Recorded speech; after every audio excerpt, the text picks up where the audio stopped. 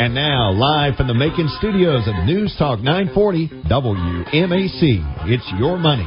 Good morning, Middle Georgia, and welcome to Your Money. We are Randy and Sherri Goss with Rosenberg Financial Group. And as financial advisors, the main thing that we do is provide retirement planning and advice and manage our clients' investment accounts. So if you're looking for a financial advisor, please contact our office and set up a complimentary consultation. Our number is 478-922-8100, and we have offices in Macon and Warner Robins for your convenience.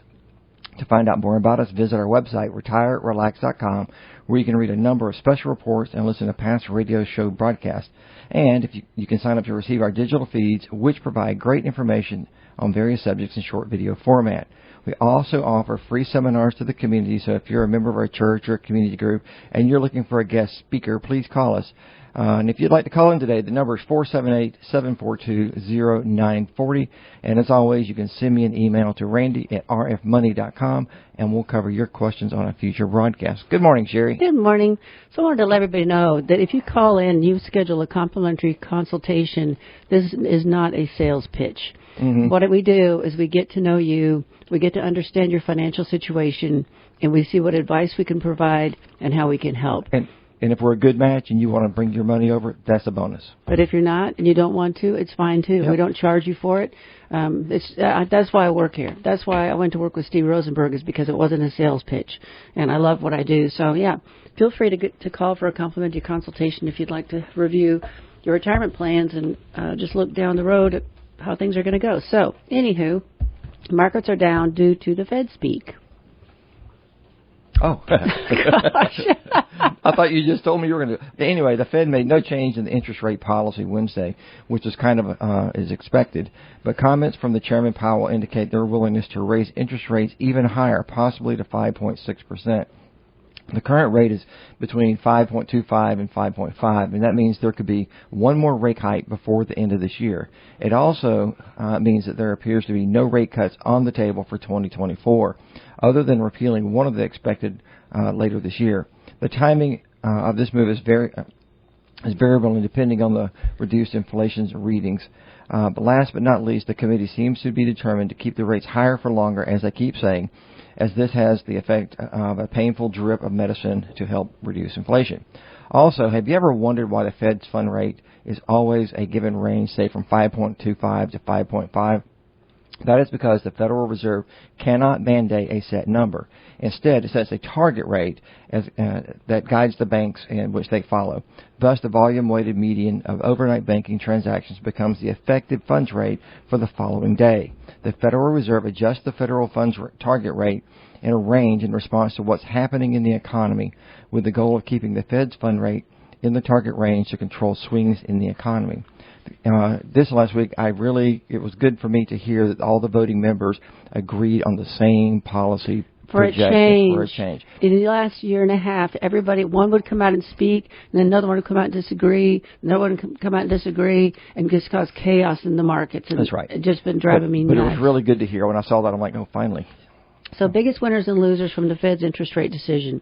The Fed's decision comes as inflation dropped to 3.7% year over year in August after hitting the highest levels in decades at over 9% in mid-2022.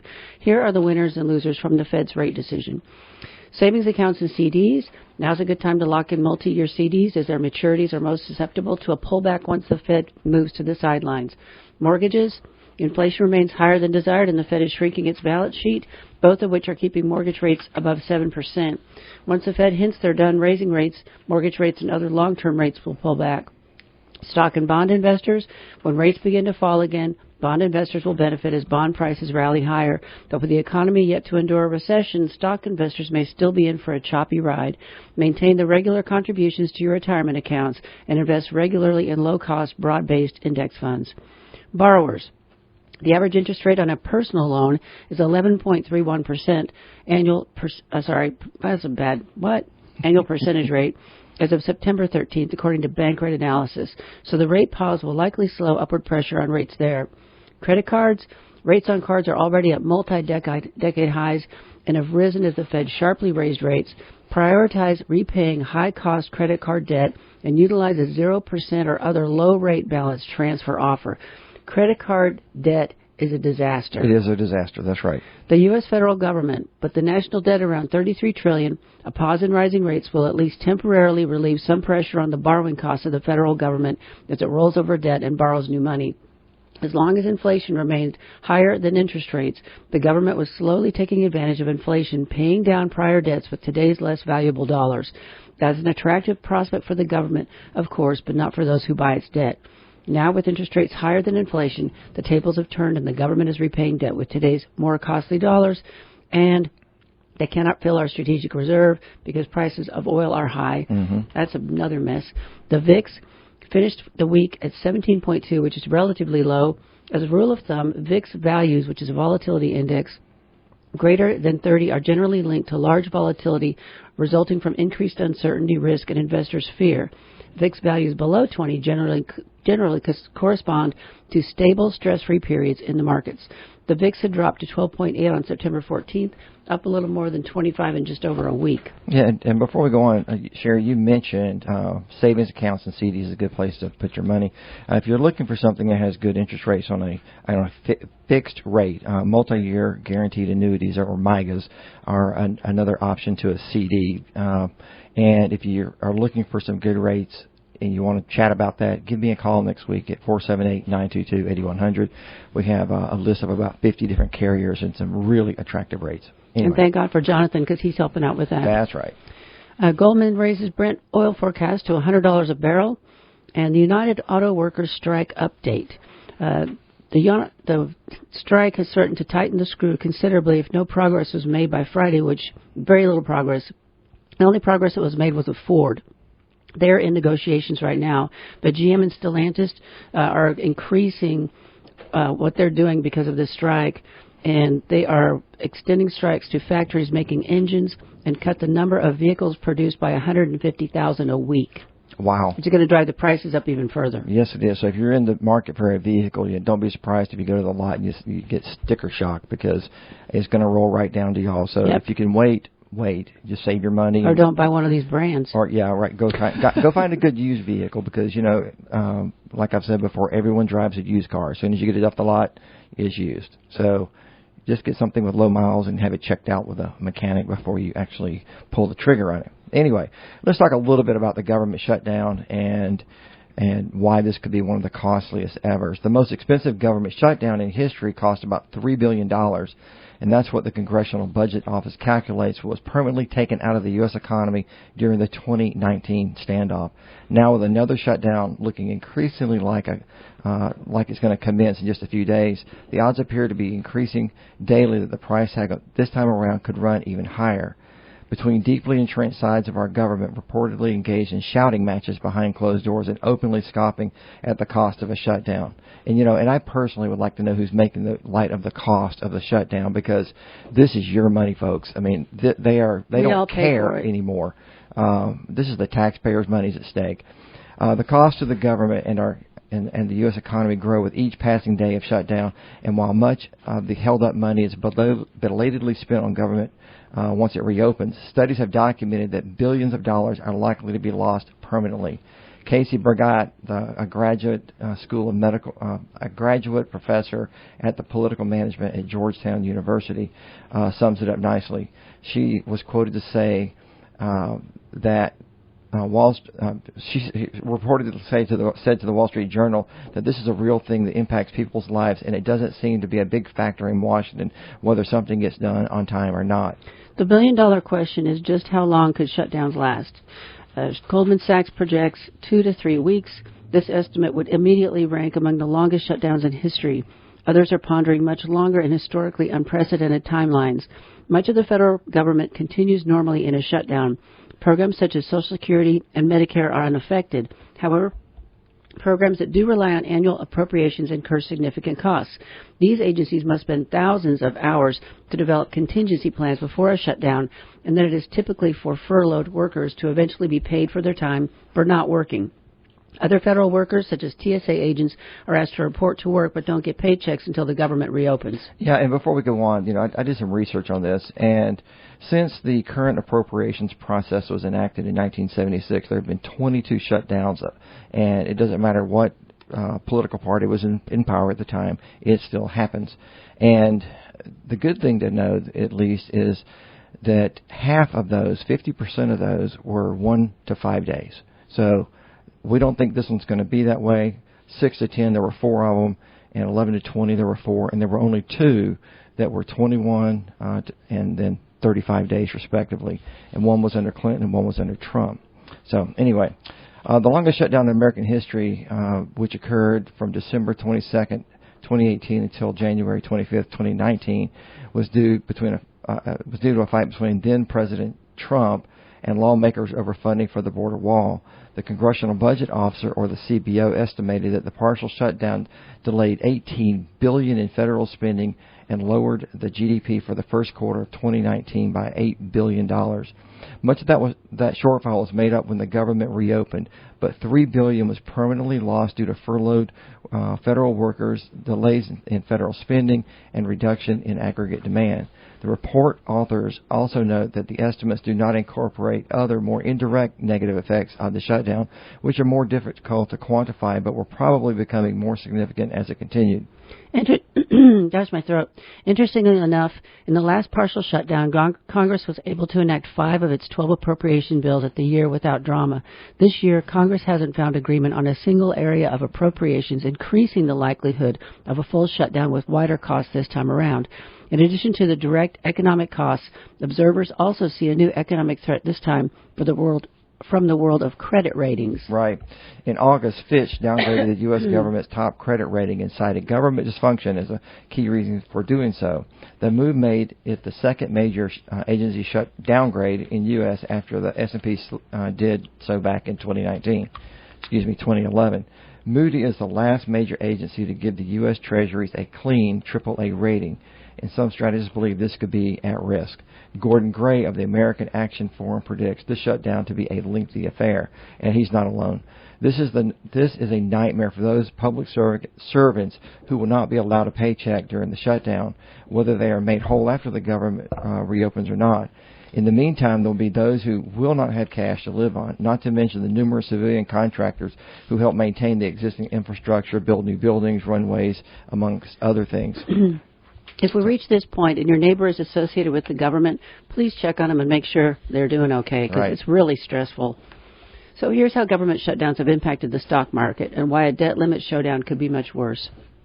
With a potential government shutdown and debt limit showdown both looming in the days and weeks ahead, investors are growing concerned about how uncertainty in Washington could spill over into the market. And though stocks have been only posted small returns during past shutdowns, experts agree the United States' first debt default in history could be much worse, especially for government-exposed stocks. In the 14 government shutdowns since 1980, stocks have posted very small returns leading up to and during the shutdown, generating median loss of 0.1% on days the budget authority expires. However, the last shutdown in December 2018 was a notable exception, and concerns over monetary policy helped push the S&P 500 down 2%. Hardest hit industries have been information technology, including tech giants like Apple, Microsoft, and Intel, as well as energy stocks, which tend to outperform during periods of economic growth but fall hard amid market weakness. However, it's not all bad news. Stocks weren't fazed by the latest debt ceiling shutdown in 2013, so we will see. Yep, that's right. That's all we can do, because our government doesn't seem to be able to get it together. Anyway, Amazon goes against the grain with a large seasonal hiring push. Amazon is feeling good about this year's holiday shopping season. The company wants to recruit 250,000 full and part-time and seasonal workers for its logistics division. Wages could range from $17 to $28 per hour, depending on the location. The announcement comes at a time when many other retailers are scaling down their holiday workforce projections, with hirings expected to be at least at the lowest rates since 2008. Amazon's ambitious plans underscores the economy's position as a major player in the online retail industry and bullish projections for the holiday demand. Target is adding 100,000 seasonal workers, mostly for in-store jobs. Macy's is hiring 38,000 workers. So if you know someone looking for a job, these are great places to go look. Frito-Lay down in Hawkinsville is hiring. I was checking them out online yesterday. They have tons of jobs. Everybody's hiring. Yep. There's a shortage everywhere. The Wall Street Journal had an article this week about ZipRecruiter, speaking of hiring, and the fact that government jobs are paying 20% more than they were last year, which include firefighters, police officers, and social workers. Meanwhile, companies in the tech, transportation, and manufacturing sector are offering less pay for new employees. It said that many job seekers ignore public sector jobs, which is crazy to me, as you working for many of them will provide you with a pension and retirement. So I went to ZipRecruiter, which is free to look through, and entered Bibb County and police officer. The results were interesting. A police officer in Macon working in a healthcare setting can make $40,000 to $61,000, and I imagine this person takes care of irate or crazy patients, but I'm just guessing. Right. They would also just check you in, like when we went to the hospital to see your mom and Gordon last night. There was a police officer there at the door just to keep order, right. And it looked like his job was pretty simple. So I don't know, that might be a good gig. There was also a job for a police officer at Mercer University in Fort Valley State, making about the same. I can't imagine that those are stressful jobs, but who knows what goes on at a university these days. Right, but it may not be stressful all the time, but they must be trained on conflict management and be able to act accordingly. And I respect the training and knowledge these guys have, and they have to maintain it. Every day brings a new opportunity or a situation that needs to be handled. So I would not want that job personally. Yeah. I'm not that person. The highest paying job listed is a school resource officer in Macon who could make up to $96,000 a year. Then I noticed the acronym RYDC, and that is a job where you maintain custody and security of juveniles that are in trouble. That takes a special person to do that job. Yeah. Anyway, I don't see how this is up 20%. If you have intel you'd like to contribute, call us at 478-742-0940. I think the frustrating thing would be you're in that job already, and then the people they're hiring are making 20% more than you who've already been there 10 years. Mm-hmm. I don't know how that works, but it's... Well, the policemen, the RYDC, all these different high-risk jobs is really what they are. Anymore people don't want to go to their aid if they need it. They'd rather just whip out their cell phones and take videos and post it online. It's a very weird place to be right now. Right. So, anyway, any more on that? Nope. All right. Well, here's a kind of an interesting thing, and if you're a veteran, listen up. Free cruise tickets available to veterans and active duty military on a cruise ship. A cruise line sailing out of the Port of Palm Beach, Florida to Freeport, Grand Bahamas Island is offering active duty troops and veterans free passage on its 3-day, 2-night trips. Margaritaville at Sea is a 1,680... What could go wrong? Right.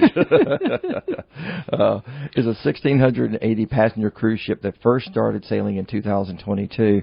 It features country music star Jimmy Buffett's Margarita themed show and amenities and the iconic Margaritaville lifestyle, according to the ship's website.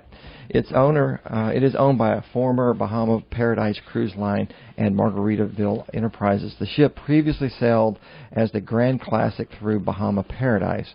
In the Heroes Sail Free program announced September 7th, veterans and active duty troops, first responders, and educators who are verified through the GovX ID system can get free passage on 2-night sailing through April 29th, 2024. So there's still time. Only those verified through the platform get free tickets. This offer is available for inside ocean view staterooms, not the great state ones with a balcony overlooking the ocean. It's not valid for single travelers, and it applies to one qualifying member per stateroom. Now, if you have never been to the Bahamas, temper your enthusiasm. There's not a lot to do or see there, but at least you get out of the house and you can get into the sun for a few days. Just stay out of the casinos, especially the ones on board. That's where they're making all the money back. You probably spend more in the casino than you would have on a ticket. That's right. So McDonald's franchisee group says new California fast food bill would be devastating. After California lawmakers passed a landmark fast food bill, an independent advocacy group of McDonald's owners is pushing back against what it says will be a devastating financial blow to its franchisees in the state. The bill was passed by the state Senate last Thursday and heads to Governor Gavin Newsom's desk for signature. He has already pledged to sign the bill into law. It includes a wage floor of $20 for California workers at fast food chains with at least 60 locations nationwide starting April 1. Yeah, and labor groups pushed for even higher wages in previous legislation, but the resulting $20 an hour floor prevailed, even in a state where the minimum wage is $15.50 and the pay floor is even higher in some municipalities. The deal will bring a significant raise for many workers. But despite support from franchisees, and restaurant advocacy groups. Some owners are concerned that what the bill will mean for operations in challenging labor markets and during periods of high inflation.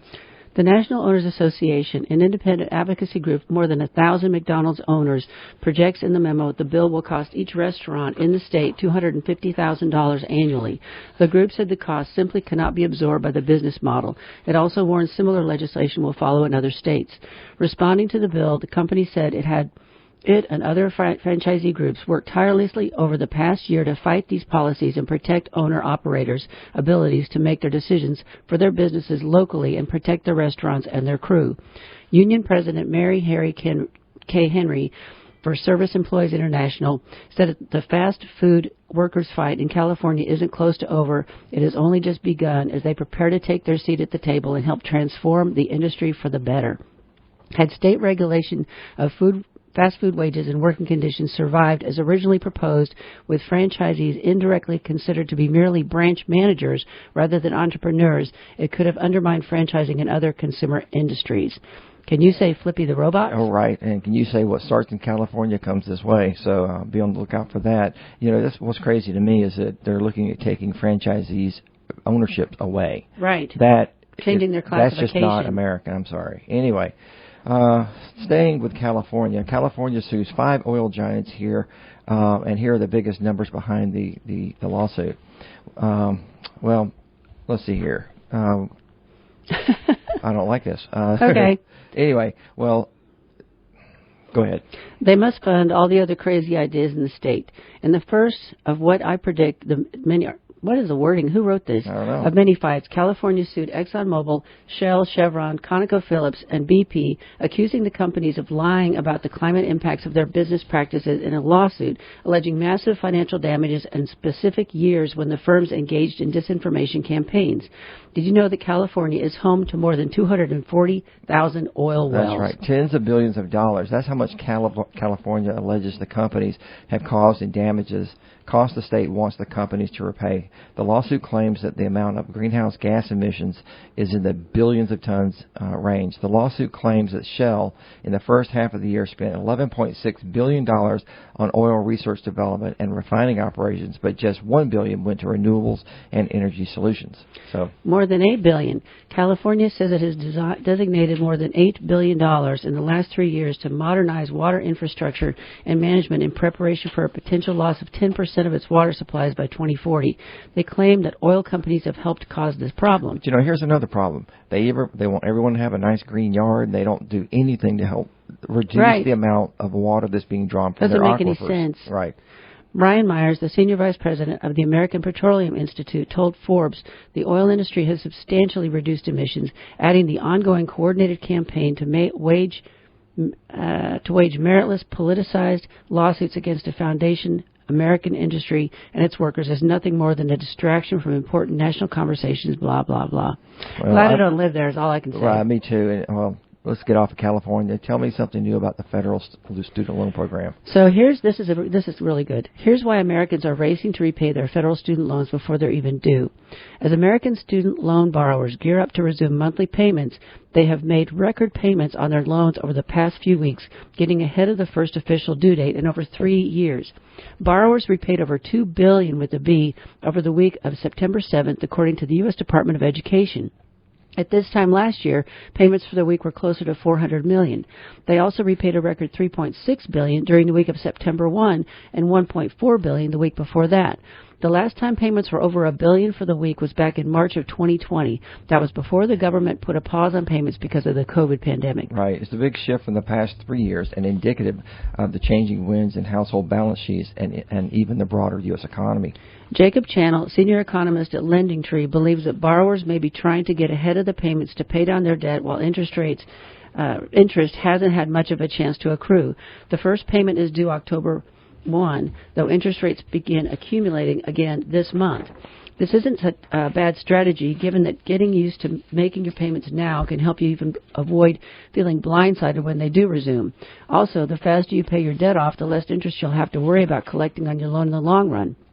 Some borrowers were able to save some money over the past 3.5 years with the intention of putting it toward the loans in one lump sum. Now that the zero interest period is over, they are sending in those lump sums. Right, and that works out well for those borrowers. It might not work out well for the U.S. economy as a whole, though. With households putting hundreds of dollars a month towards their loan payments, consumer spending may fall, creating a drag on the U.S. economy, economists and analysts have said. But you can't have it both ways. I would rather see people debt-free. Any day. For people who can't afford to make their payments, the Saving on a Valuable Education or SAVE plan from the Biden administration can help. This is an income-driven repayment plan that can help reduce the monthly bills of those who qualify to as little as $0 a month. Enrollees' payments will be based on their family size and discretionary income. Over 4 million people have already signed up for the plan. The Education Department recently announced, and the next article is likely part of this. So here's the problem. The schools are making too much money. The government is lending too much money.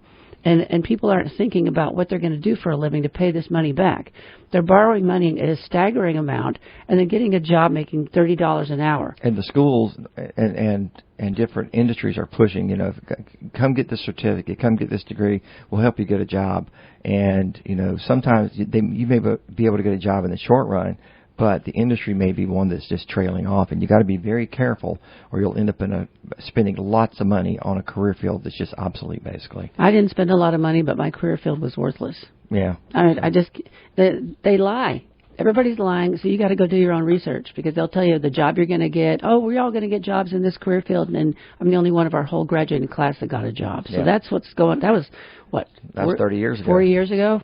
40 years ago, it was already like that. So imagine how bad it is now. I can't even imagine. Well, Anyways. we hear it on the radio, too, all the time. Before we go on, you've been listening to Your Money with Randy and Sherri Goss with Rosenberg Financial Group. And if you'd like to call in today and contribute to the show, the number is 478-742-0940. And Rosenberg Financial Group has offices in Macon and Warner Robins, and you can learn more about us by visiting our website, retirerelax.com. We offer complimentary consultations, and setting up an appointment is easy. Just call our office, 478-922-8100, and we offer free seminars to the community. So if you're looking for a guest speaker, please give us a call, and we'll shuffle Sherri right out the door to come over to you. So anyway, that was the halftime show. Yep. It's on you. It's on me. Jeez. Okay. There was a headline in Yahoo this last week which indicates that Americans are spending a lot on social media. According to Bankrate.com, 48% of social media users have made impulse purchases, spending a whopping $71 billion. Perhaps unsurprisingly, 57% of those regretted at least one of those purchases. Furthermore, 20% of social media users have felt negatively about their financial situations after seeing posts on social media. Keep in mind that what you see on social media isn't always realistic. That refers to your friends' posts, or perhaps the rings that they're showing off, and they're trying to be influencers. We're conditioned to want to put our best foot forward, but keeping up with the Joneses can land you in a lot of debt. And social media platforms really kind of push you down that road. It's terrible. Mm-hmm. And buying whatever you see in that perfectly posed photo probably doesn't contain the key to happiness. Maybe make yourself wait a week before making a purchase online so you have time to really think about it. The problem with shopping online is it is just too easy to spend. That's right. If you buy it and it gets to your house, just don't open it for a couple of days and see if you miss it. And if you're going to return it to the UPS store, take your own bag or they charge you. That's right. I just learned that yesterday. Anyway, being broke and owning a bunch of stuff you really don't want is a bad thing. So letting other people make you feel like you're not worthy of it, it's just not good for you. So just think about things before you go buy them. Yep. So this has nothing to do with your money, but this is crazy to me. People comment on the dresses I wear all the time, and I always respond, they're made of plastic, so they last forever. Well, now they are coming for my dresses. Polyester is one of the biggest polluters in fashion. I never heard this. Here's what one CEO wants to do about it.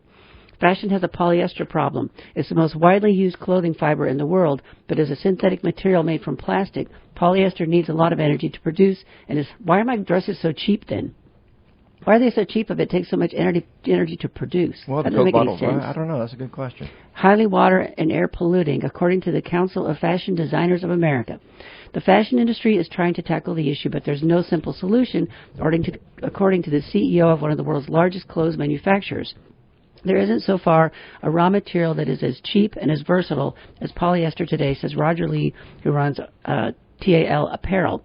As well as being inexpensive, polyester doesn't crease and can be washed at low temperatures. However, the laundry process also releases tiny fibers known as microplastics, which can be harmful to marine life.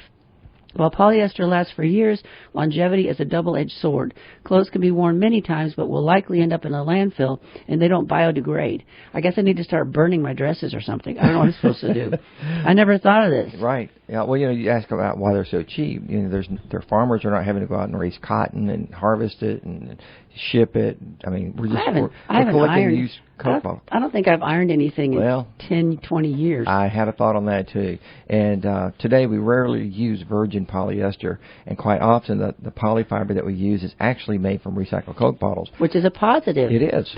Over the last 2 years, there's been a huge acceleration in the use of recycled plastics in fashion. The reason is because the cost of using that has come down in price compared to the virgin polyester. And that's the key. If the price is the same, it's a no-brainer. It saves the environment, and it has some commercial cost. I may need to rethink my wardrobe, but man, it sure is nice to have clothes that are wash and wear. Well, we do have an iron, but I'm going to have to dust it off at least. So anyway, here are 3 things to consider before making a Roth conversion to save on future taxes. As year-end approaches, some investors may be weighing a Roth individual retirement account conversion to save on future taxes. A Roth conversion is simply converting funds in an IRA to a Roth account, but there are several things to consider. The strategies transfer your pre-tax or non-deductible IRA funds to a Roth IRA, which kickstarts future growth earnings, which are tax-free. You have to plan for this because you're going to have an upfront bill. Or just have your taxes withheld when you do it. Yes. When you start the conversion process, you will basically be taking a distribution, which is taxable at your current tax rate. Here are some key factors to consider before making the Roth conversion. First, assess the short-term tax consequence. While a Roth conversion may offer long-term tax benefits, there is potential for shorter-term consequences. Depending on the size of the conversion, you could have a hefty upfront federal and state tax bill, which could deplete savings or trigger IRS penalties without proper planning. Plus, boosting your adjusted gross income can create other issues such as higher Medicare Part B and Part D premiums or losing eligibility for other tax breaks. This is the main reason most of my clients haven't been able to do the conversion. Yeah. We look at those numbers and they're like, forget it. Yep. The second point to consider is the timing of the conversion, which is a crucial factor. Typically, the longer the investing timeline, the more beneficial it is because there's more time for tax-free growth to offset the upfront cost of the conversion. You can run a projection with a financial or tax advisor to find out what the break-even periods are before deciding whether you want to convert the funds or not. You'll also need to consider the 5-year rule, which requires investors to wait 5 years before withdrawing converted balances without incurring a 10% penalty. The timeline begins January 1st on the year of the conversion. The bottom line is don't do this in seclusion. See your financial advisor. Let them make sure you have everything in order before executing the plan. It never hurts to have a second opinion. I can't read today. Are credit card rewards going away? Have you set up the perfect plan for maximizing credit card rewards on every purchase you make? Brace yourself for potential changes. Some proposed legislation could make perks like 2% cash back and huge travel rewards programs, which is what we have, things of the past. And money expert Clark Howard says that's a good thing. What? Though Clark loves to use his credit cards to rack up rewards, he says Visa and MasterCard have gained a cartel-like hold on the marketplace in America.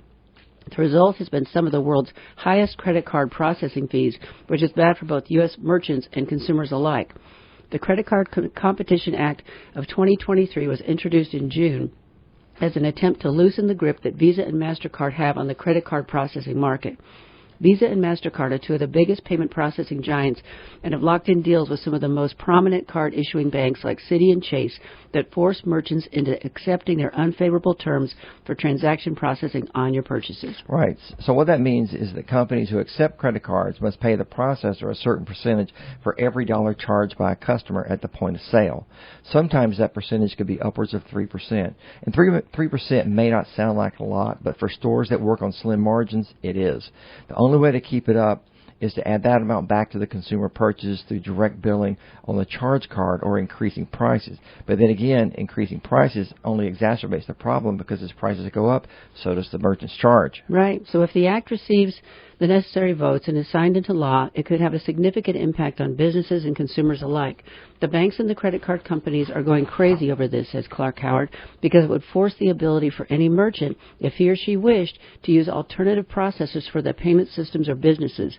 The Act is not proposing that the United States should eliminate credit card rewards programs, but it would open competition for credit card transaction processing that could not only cost Visa and MasterCard business, but also force them to lower their asking price on things like interchange fees. And since these fees often help fund the cash back on the travel miles programs associated with the credit cards, it stands to reason that issuers could roll back or eliminate their rewards programs. And think about this, Sherri. You know, how much does it cost for the credit card companies to maintain these rewards programs? Maybe they could lower their interest rates that they're charging. I mean, just by that volume of that is incredible. It's big. Yes. As it stands, Visa and MasterCard charge U.S. merchants some of the highest processing fees in the world. The U.S. has interchange fees that are more than double most European countries, according to LendingTree. Also, these percentages of transaction charges usually are accompanied by a flat per-transaction fee that makes the real costs even higher for U.S. merchants.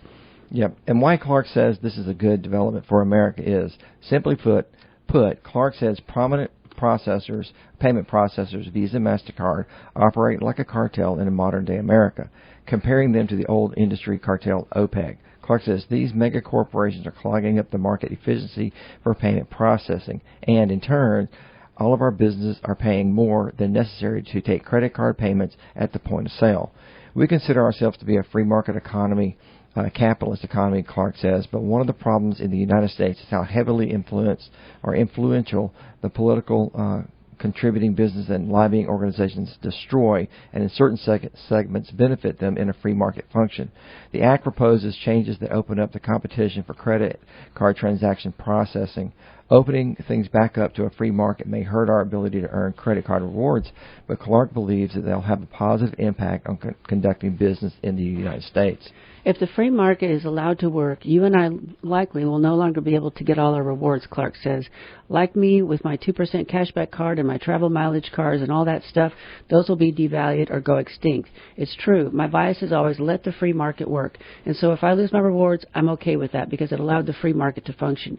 So our credit card rewards program's really going away? Probably not in the near future. But if the Credit Card Competition Act of 2023 becomes law, there could be significant adjustments to them. Those adjustments could result in a significant reduction in the value of some credit card rewards and the elimination of some card benefits altogether. But it's a trade-off. If those benefits diminish or disappear, the free market effect should lower the cost of a credit card transaction for a merchant, and as a result, could put more money back in the pockets of business owners and customers alike when pricing models are adjusted for lower effective costs of goods sold. I had a client in this week who told me about her Delta credit card and that it's not going to provide the benefits that it used to, so I guess this is the reason. I need to check out ours. So if you're used to flying on an airline just because of the points you rack up from using a credit card, going forward you may want to shop around first. Clark.com has a great article about this, and the website to look at flight options through Google is google.com/travel/flights. I plugged in a flight from Atlanta to Denver because that's where our daughter lives and put in some dates, and quotes from Frontier, Delta, Southwest, and United popped up. There was a round trip flight on Frontier from $68 from Atlanta to Denver. I couldn't believe it. 68. The seats are smaller though, is what I've read. With that kind of price, I thought it would be in the luggage compartment. Right? And we have never paid that little without using points. Delta was only $178 round trip, and they were all nonstop flights.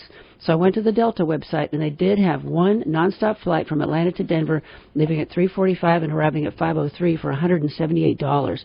I haven't seen a rate that low in years. I just wanted to make sure this thing was accurate. It'll be interesting to see what credit card companies do to try to keep the business. And after all, we talk about it being your money. Sometimes we need to change our perspective on how we spend our money. So, and I say that to say this: when you're out at dinner, you're out at, say, your favorite restaurant. Take a look at your bill, because there's changes in how people are, how vendors are presenting the bill to you. You may already have a charge on there for credit card. You may for processing, just for the processing.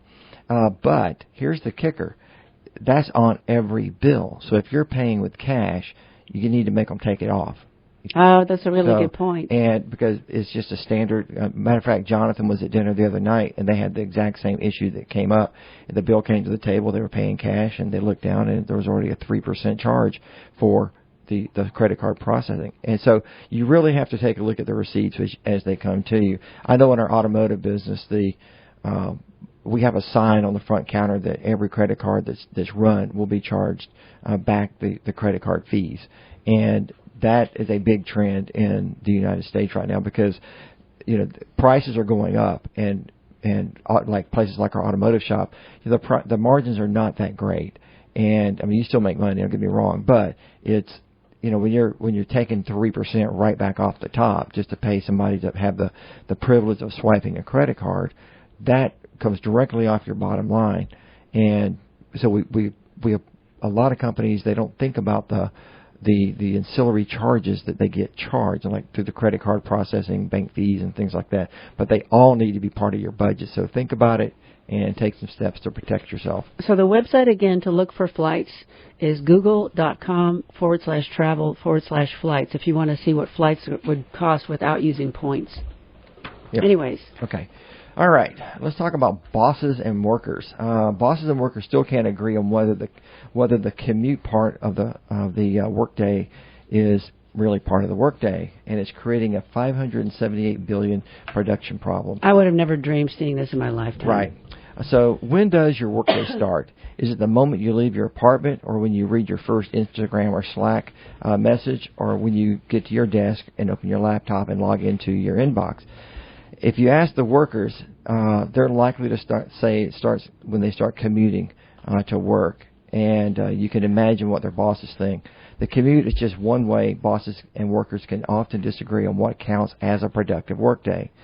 The back and forth is what has landed most companies in a seemingly endless war with their employees over the return to the office. When it comes to remote work and whether it is actually productive as being in the office, the problem boils down to a fundamental difference in perspective. First, the workers think nixing the commute directly leads to greater productivity because it puts more hours back in their day. Second, workers aren't grasping the managerial challenges of leading a remote workforce. The real dilemma is that the two sides make valid points. The commute is, by definition, time spent not working, although many workers who stay home end up spending the extra hours on the jobs anyways. And even the staunchest pro-flexibility experts acknowledge that in-person work is critical for early career workers and that middle managers are mired in the unenviable position of enforcing the in-office mandates of the higher-ups and assuaging the concerns of the entry-level workers, digging their heels in. The mismatched understanding of what matters most and what actually impacts productivity explains why we're still, after all this time, playing tug-of-war. Since when do the employees tell the boss how to run a business? Right. Accounting for commute time is a big deal. When assessing the effectiveness of remote work, consider someone who works an 8-hour paid day, lives 30 minutes from the office, and accomplishes the same amount of work whether working from home or in the office. The authors wrote in the working paper that we had read, today our total time devoted to the work is 9 hours per day when commuting and 8 hours per day when working from home. So the worker perceives and they believe correctly that he or she accomplishes the same amount in 11% less time when working from home.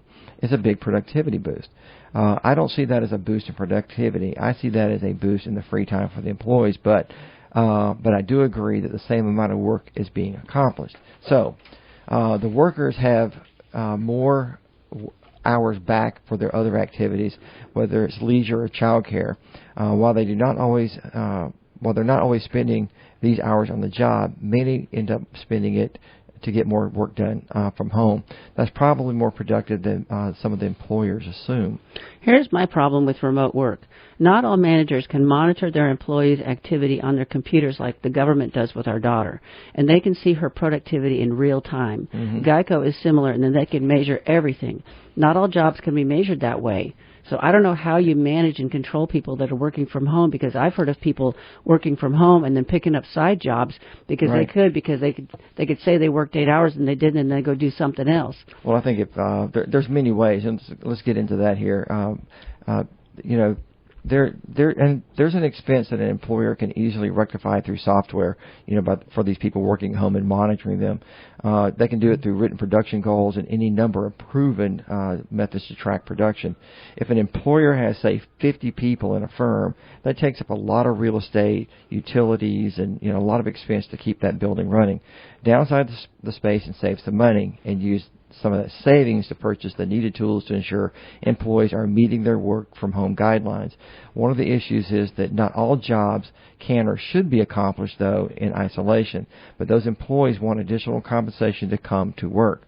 While workers may be quick to say bosses want them in the office just to keep a closer eye on them, considering all the productivity paranoia going on, who can blame them? It's a little more nuanced than that. What workers think may be more productive for them is not always more productive for the managers, and this can leave employees blind to their manager's plight, and I can see that. Some senior managers in particular are worried about how new remote workforce could destroy a company's culture. Namely, they fear it would reduce the opportunities for training and upskilling themselves among the greener workers, which could have a domino effect in the whole company's productivity. And this is It's a huge problem. Huge problem, and I don't think it can be solved just like sitting around a table, because everyone's going to have all these different ideas, and they're valid. Think about the time that we worked in Atlanta and drove from Clayton County, Georgia. Hour commute each way. Easy hour, and that's if no one got stupid and had a wreck. And then if they had a wreck, then you're there for an hour and a half, 2 hours sitting in traffic. So, I think back to Shelby, and I think back to some other friends of mine that have work-from-home jobs. A lot of times they find themselves working on projects after hours just because they want to make sure they get everything done. And I think it's the responsibility of the employee. The employer has to trust that employee is going to be doing what they say they're going to be doing. Because, there's stupid little gadgets out there that you can put your mouse on, and it will keep your mouse moving, so your employer thinks you're doing something while you're at the gym. Right. But, it's a big problem. I don't know how we're going to get through this, but it'll be interesting to follow, if nothing else. So I've already talked about this next subject before, so bear with me. But I had an appointment with a client, a phone review yesterday, and he's a doctor. What'd you have? Oh, I thought you were waving your arms. Anyways, so I had an appointment with a doctor, and he is in the surgical room all day long and loves his job, but he says it's pretty high stress. And we were talking about things like different medications in the pharmaceutical industry, and he went down the rabbit hole of these weight loss drugs and how dangerous he sees them being. And he just really flipped out about it. And I don't blame him, because he said that, I've got some comments in here. I'll wait. I'm getting ahead of myself. But anyway, so here's this article that just really upset me about TikTok. Ozempic TikTok is fueled by a hidden economy where weight loss influencers trade referrals for drug discounts and cash. Lauren Johnston, an Alabama mom on TikTok who has dutifully documented her 10-month journey from 220 pounds to 144 pounds using weight loss drug Mounjaro. The videos of Johnson dancing with her daughter and the once skin-tight workout tops transformed into billowy neon fabrics hanging from her petite frame have garnered hundreds of thousands of views. In the comments under the videos, viewers share their own tales of pound shedding with Mounjaro, Ozempic, Wegovy, and other prescription weight loss drugs, and express their desire to emulate her success.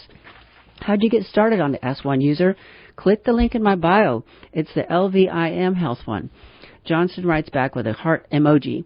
This link has a unique code to track Johnson's referrals to IVIM Health, a 1.5-year-old telehealth company that deals almost exclusively in anti-diabetic drugs like Ozempic and Mounjaro and their compounds, prescribing and shipping the medications to patients around the country. Weight loss influencers like Johnson are the latest sensation on TikTok, reflecting a worldwide craze for the drugs. Search for Ozempic on TikTok and you'll find endless feeds of formerly obese people attesting to the efficacy of the injectable medications.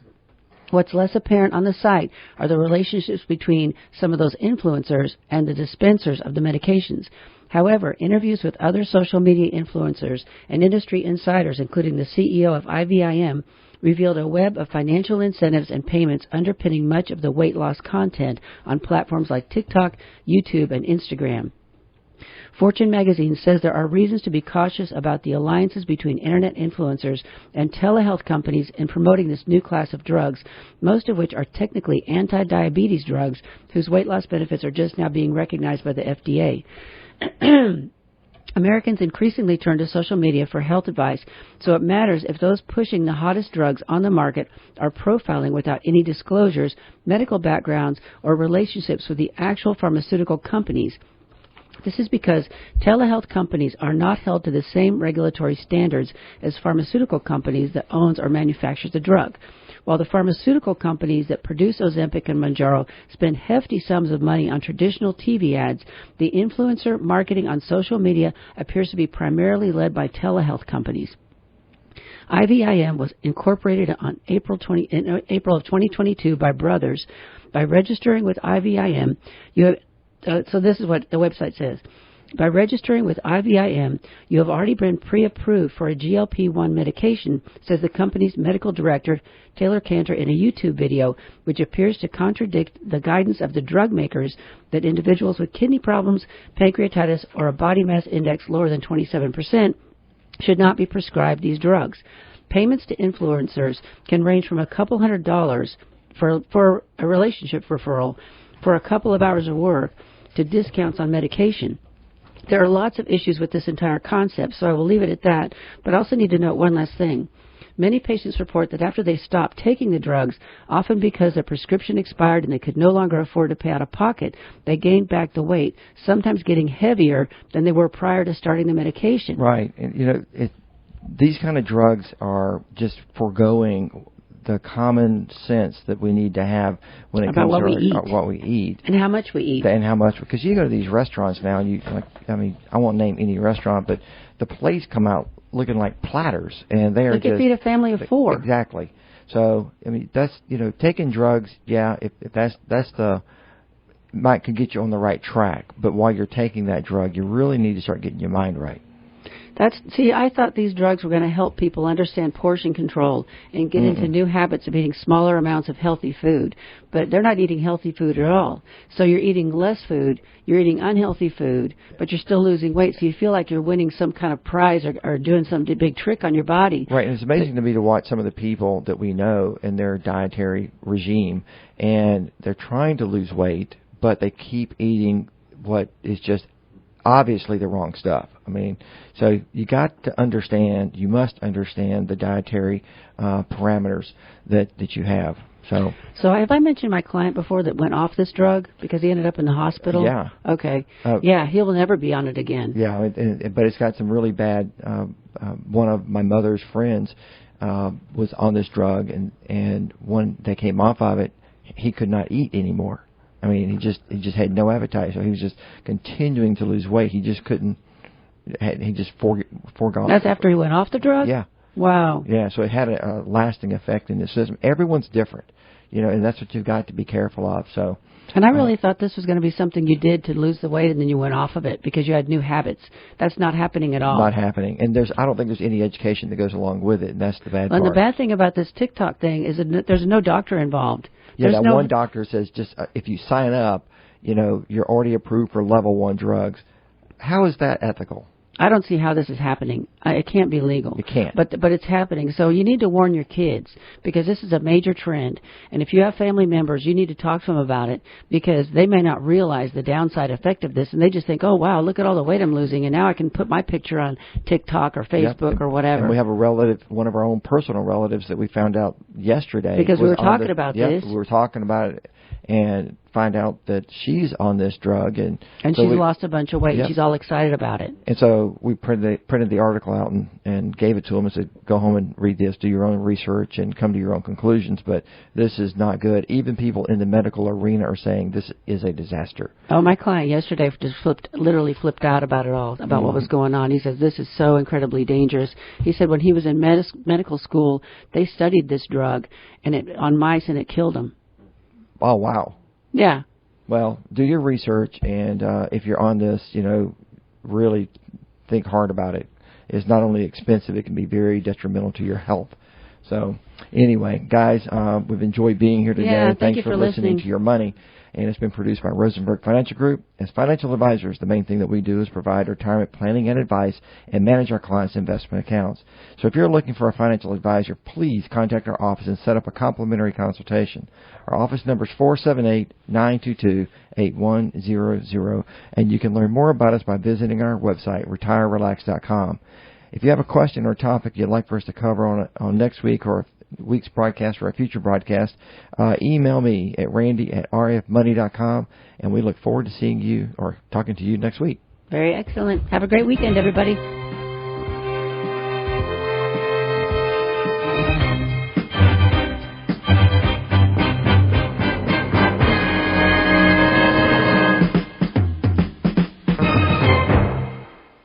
Securities and investment advisory services offered through Osaic Wealth Incorporated, member FINRA SIPC. Osaic Wealth is separately owned, and other entities and or marketing names, products, or services referenced here are independent of Osaic Wealth.